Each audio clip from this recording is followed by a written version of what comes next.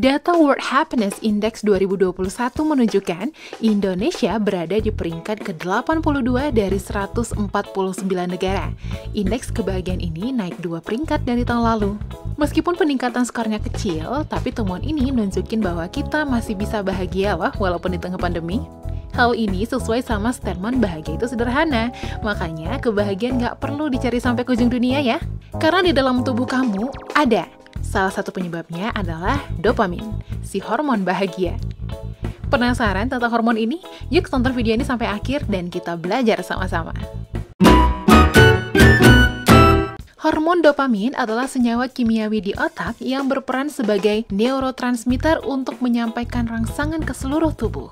Fungsi dari dopamin sangat banyak dan mempengaruhi berbagai aktivitas kamu loh, mulai dari kemampuan konsentrasi, memori, emosi, sampai gerakan. Secara natural, dopamin diproduksi oleh sistem saraf pusat di otak.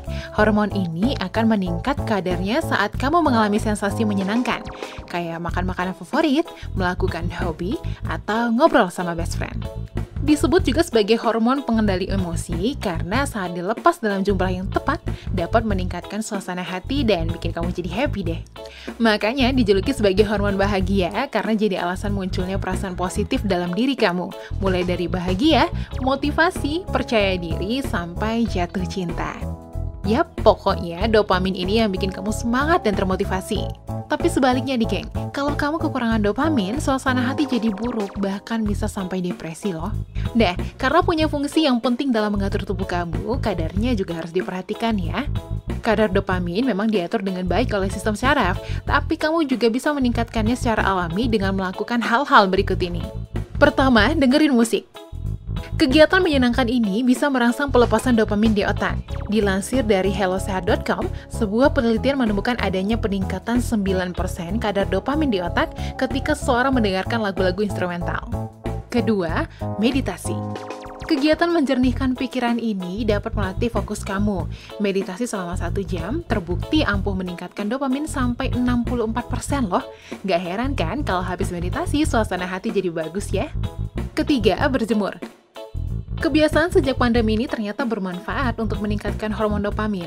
Studi menunjukkan rutin berjemur selama 30 hari bisa bikin kadar dopamin tinggi. Tapi jangan berlebihan ya, karena sinar matahari bisa merusak kulit. Keempat, olahraga. Perbaikan mood karena olahraga bisa dilihat setelah 10 menit pertama dan meninggi pada 20 menit. Gak perlu olahraga yang berat kok, mulai dari yang ringan kayak aerobik aja. Yang penting konsisten ya. Kelima, makanlah makanan yang sehat dan berprotein tinggi. Makanan sehat baik untuk tubuh, termaksud untuk meningkatkan dopamin. Pilihlah makanan yang kaya protein seperti susu, kacang-kacangan, telur, dan daging sapi. Kurangi makanan berkolesterol tinggi yang bisa menurunkan level dopamin di otak. Terakhir, tidur yang cukup. Kurang tidur ternyata bisa mengurangi sensitivitas dopamin di otak. Nah, hal ini akan bikin kamu ngantuk berlebihan. Meningkatkan kadar dopamin jangan sampai kalap ya, karena kalau kelebihan efeknya bisa negatif dan bikin kamu merasakan gejala berikut. Mudah gelisah, perasaan senang dan semangat jadi berlebihan, hiperaktif, insomnia, gampang stres, dan menimbulkan kelainan mental seperti bipolar dan skizofrenia. Serem kan?